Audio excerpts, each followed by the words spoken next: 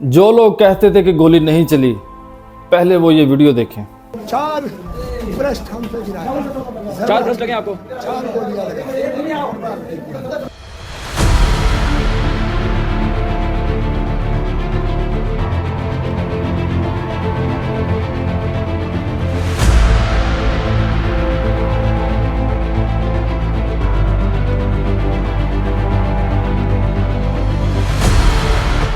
یہ ویڈیو فلسطین، کشمیر، لبنان یا غزہ کی نہیں بلکہ پاکستان کی ویڈیو ہے۔ 26 نومبر کے دن اور 27 نومبر کی رات کو جو پاکستان کی عوام کے اوپر ظلم کیا گیا، یہ اس کی ویڈیو ہے۔ پہلے ہم کہتے تھے کہ ہم کشمیر آزاد کروائیں گے، ہم فلسطین کے خلاف آواز اٹھائیں گے، لیکن اب ہم کہتے ہیں کہ عالمی میڈیا ہمارے خلاف آواز اٹھا دے۔ جو ہمارے اوپر ظلم ہو رہا ہے اس کے اوپر عالمی میڈیا کوئی ایکشن لے لے، عالمی طاقتیں اس کے اوپر کوئی ایکشن لے لیں۔ اس ظلم کو دیکھ کے ایسا محسوس ہوتا ہے کہ فرعون بھی آج اگر زندہ ہوتا تو وہ بھی ان لوگوں سے ظلم کرنے کے طریقے سیکھتا۔ اور اس موقع کے اوپر یہ بھائی صاحب کیا کہہ رہے ہیں، یہ ذرا سنیں۔ یہاں جوتیاں نظر آئیں گی، جوتیاں چھوڑ کے، گاڑیاں چھوڑ کے، اور یہ گاڑیوں کا رخ آپ کو، حالانکہ یہ ڈائریکشن صرف ہونی چاہیے تھی ڈی چوک کی طرف، گاڑیوں کا رخ آپ کو اس طرف نظر آئے گا۔ انہوں نے 1 وے گاڑیاں موڑی اور پھر نہیں بھاگ سکے، کچھ بھاگ گئے، کچھ پکڑے گئے، کچھ گاڑیاں جو ہے یہیں پہ چھوڑ گئے۔ کپڑے لوگوں کے یہاں پڑے ہیں، یہ آپ دیکھ سکتے ہیں، یہ کپڑے یہاں چھوڑ کے بھاگے، کپڑے بھی یہاں تک۔ ایک طرف لوگوں کے اوپر ظلم کیا جا رہا ہے، اسٹریٹ فائرنگ کی جا رہی ہے نہتے لوگوں کے اوپر، لوگ اپنی جانیں بچا کر وہاں سے بھاگ رہے ہیں اور بہت سے لوگ وہاں پہ شہید ہو گئے ہیں، اور یہ بھائی صاحب ان کا مذاق اڑا رہے ہیں اور کہہ رہے ہیں کہ بھاگ گئے، رکے نہیں۔ کل کو یہی لوگ جب ہتھیار اٹھا کر نکلیں گے تو پھر آپ سے پوچھیں گے کہ بھاگ گئے یا ڈٹے رہے۔ پی ٹی آئی نے ابھی تک 12 لوگوں کی کنفرمیشن دی ہے کہ جو شہید ہوئے ہیں آفیشیلی طور پہ، لیکن ابھی درجنوں لوگ باقی ہیں جن کی رپورٹس ابھی تک سامنے نہیں ہیں۔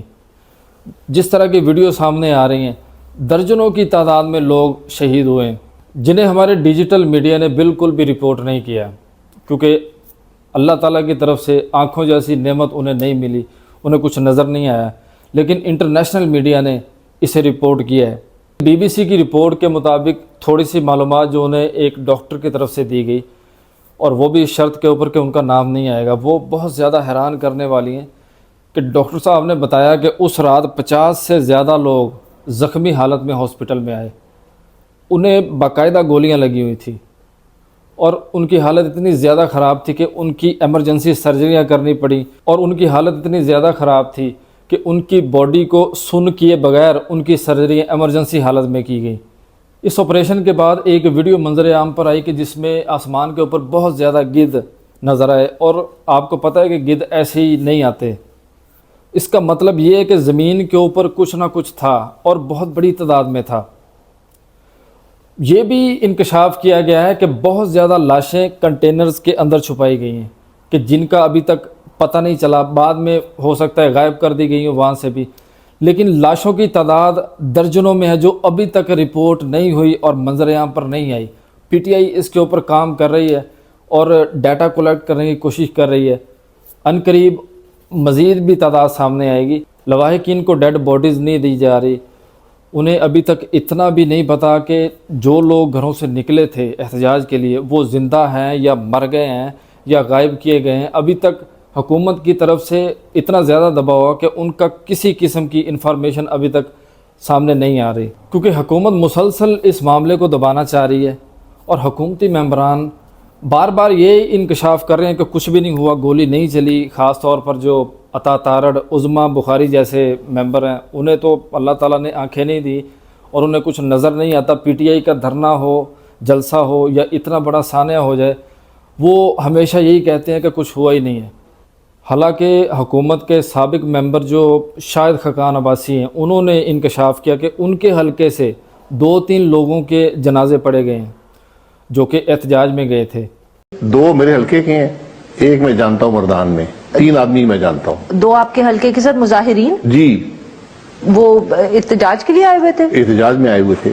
اس سے ثابت ہوتا ہے کہ حکومت مسلسل اس معاملے کو دبانا چاہتی ہے لیکن مکمل طور پر اس میں ناکام ہے۔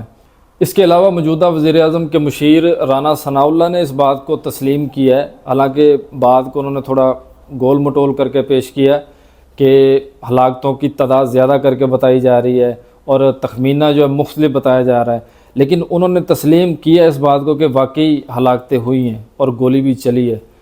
نامور صحافی حامد میر نے جن کا دفتر بھی ڈی چوک کے بالکل قریب ہے، انہوں نے ساری صورتحال کو بتایا، وہ عینی شاہدین میں موجود تھے، انہوں نے خود اپنی آنکھوں سے سب کچھ دیکھا اور بتایا بھی کہ کس طرح سے لوگ بھیجے گئے، کس طرح سے جو ہے دفتروں کی لائٹیں بند کروائی گئی، قریبی عمارتوں کی لائٹیں بند کروائی گئی اور اس کے بعد آپریشن کیا گیا۔ وہ اس چیز کے خود گواہ ہیں اور انہوں نے بتایا کہ گولی بھی چلی ہے اور بندے بھی مرے ہیں۔ بعد میں کوئی اور فورس آئی ہے وہاں پہ اور اس نے آگے فائرنگ بھی کی ہے۔ تو یہ جو اگر کریک ڈاؤن ہوا ہے، سیدھی گولیاں چلائی گئی ہیں جو کہ چلائی گئی ہیں اور میرے سامنے چلائی گئی ہیں اور میں نے لوگوں کو دیکھا ہے، زخمی بھی ہوئے ہیں۔ اور حکومت کی بزدلی اور ناکامی کا اندازہ آپ اس بات سے لگا سکتے ہیں کہ اس وقت جب ایک رپورٹر رپورٹنگ کر رہے تھے مطیع اللہ جان صاحب، انہیں ایک جعلی مقدمے میں گرفتار کر لیا گیا۔ حالانکہ یہی مطیع اللہ جان صاحب کو جب عمران خان صاحب کی حکومت میں گرفتار کیا گیا تھا اور شہباز شریف تب اپوزیشن میں تھے، تو شہباز شریف نے اس کی مذمت کی تھی۔ شہباز شریف اور مریم نواز دونوں نے اس کے خلاف بیانات دیے تھے۔ جب مطیع اللہ جان کو اغوا کیا گیا، میر شکیل الرحمان کو کس طرح ایک ناجائز کیس میں 8-9 مہینے جیل میں رکھا گیا، کچھ سنوائی ہوئی؟ دن دہاڑے مطیع اللہ جان غائب ہو جاتا ہے، علی عمران غائب ہو جاتا ہے اور یہ سب گھروں سے اٹھا لیے جاتے ہیں اور جعلی وزیر اعظم ٹی وی پر آ کر کہتا ہے مجھے تو نہیں پتا کس نے اٹھا لیا۔ وہی شہباز شریف اب وزیر اعظم ہے اور مریم نواز صاحبہ بھی وزیر اعلیٰ ہیں، تو ان کی حکومت میں انہیں گرفتار کر لیا گیا اور ان کے اوپر مقدمہ کیا بنایا گیا کہ 248 گرام جو ہے وہ آئس ان سے برآمد ہوئی ہے۔ حالانکہ ان کے قریبی جو دوست ہیں وہ یہ بتا رہے ہیں کہ مطیع اللہ جان صاحب جو ہے وہ سادہ سگریٹ بھی نہیں پیتے اور ان کا ان چیزوں سے دور دور تک کوئی تعلق نہیں ہے۔ حالانکہ بعد میں وہ منظر عام پر بھی آئے اور جس مقصد کے لیے انہیں گرفتار کیا گیا تھا وہ بھی انہوں نے بتایا کہ کیوں گرفتار کیا گیا تھا، اور انہوں نے ساتھ یہ بھی کہا کہ ان کے پاس جو ڈیٹا ہے وہ منظر عام پر بھی لائیں گے اور وہ اپنی جو ہے کوشش جاری رکھیں گے، رپورٹنگ وہ اپنی جاری رکھیں گے۔ اور اس گرفتاری کی جو وجہ ہے وہ مطیع اللہ جان صاحب ایک بہت بڑا بلنڈر حکومت کا جو کہ بے نقاب کرنے والے تھے اور بہت بڑے کھوج میں تھے، وہ بہت زیادہ مطلب جو لاشیں چھپائی گئی، کس طرح چھپائی گئی، کتنی لاشیں جو ہے کہاں کہاں چھپائی گئی، ان سب کے بارے میں وہ ڈیٹا اکٹھا کر رہے تھے اور بہت سارا ڈیٹا وہ اکٹھا کر بھی چکے تھے۔ اسی دوران مجبوراً حکومت کو انہیں گرفتار کرنا پڑا اور اس چیز کا اعتراف سینئر صحافی ایک ثاقب بشیر صاحب نے بھی کیا جو کہ اس وقت موقع پہ مطیع اللہ جان صاحب کے ساتھ موجود تھے۔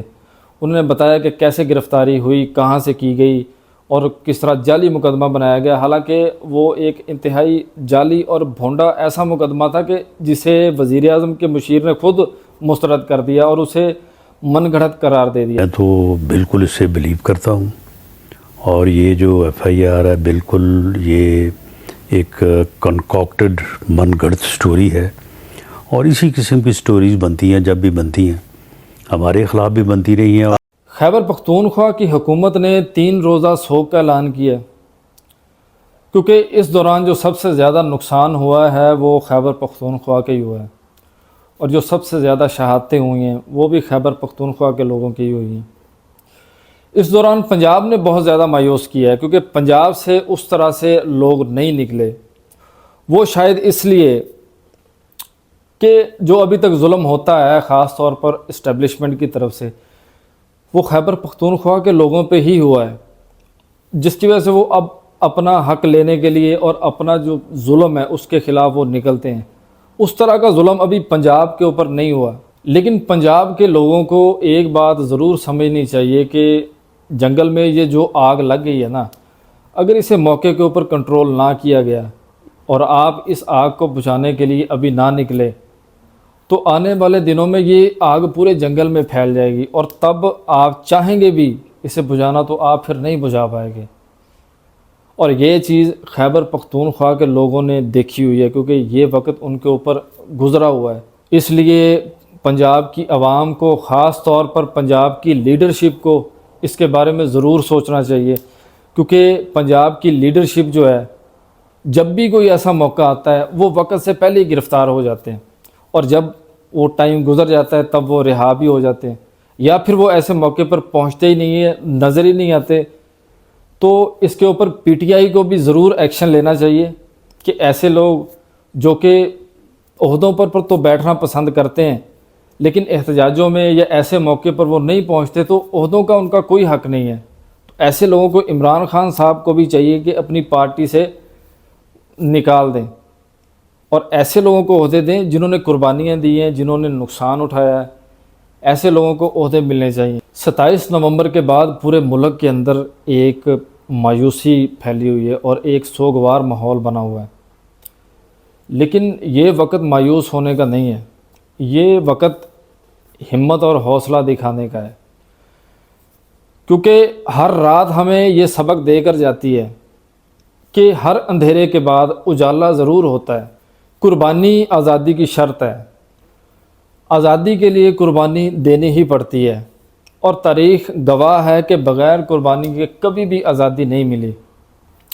ابھی کچھ خون بہا ہے اور کچھ مزید بہے گا. ہمیں اپنے حصے کا ظلم برداشت کرنا ہی پڑے گا, کیونکہ وقت کا جو فرعون ہے اور وہ فرعون جو کہ حقیقت میں تھا, ان دونوں کا مقابلہ لگا ہوا ہے. پہلے ایک جو کہاوت بنی ہوئی تھی کہ اس فرعون نے بہت زیادہ ظلم کیا تھا, ابھی کا فرعون کہہ رہا ہے کہ اس سے زیادہ بھی ظلم ہو سکتا ہے اور ہم کر کے دکھائیں گے, تاکہ لوگ اس فرعون کو بھول کے ہماری مثالیں دیں. اور وہ کر رہے ہیں. جو گولی تھی وہ ایک لمٹ تھی جسے کراس کر دیا گیا. اب اس کے بعد ان سے کچھ بھی توقع کی جا سکتی ہے, یہ کچھ بھی کر سکتے ہیں, کسی حد تک بھی جا سکتے ہیں. لیکن قانون قدرت ہے کہ ظلم جب حد سے بڑھ جاتا ہے پھر وہ مٹ جاتا ہے, اور انشاءاللہ یہ فرعون بھی ضرور مٹیں گے, ان کا اقتدار بھی ضرور ختم ہوگا. اور عمران خان صاحب ہر تقریر میں, اپنے ہر جلسوں میں, ہر موقع پہ وہ اپنی قوم کو, اپنی عوام کو, اپنے پاکستانیوں کو بار بار یہ پیغام دیتے آئے ہیں کہ انسان ہارتا تب ہے جب وہ ہار تسلیم کر لیتا ہے. جب تک وہ ہار تسلیم نہیں کرتا تب تک وہ ہارتا نہیں ہے. تو انشاءاللہ یہ ظلم ضرور مٹے گا, یہ فرعون ضرور اپنے انجام کو پہنچیں گے. انشاءاللہ ان اندھیروں کا جگر چیر کے نور آئے گا. اگر آیا ہے فرعون تو موسیٰ بھی ضرور آئے گا.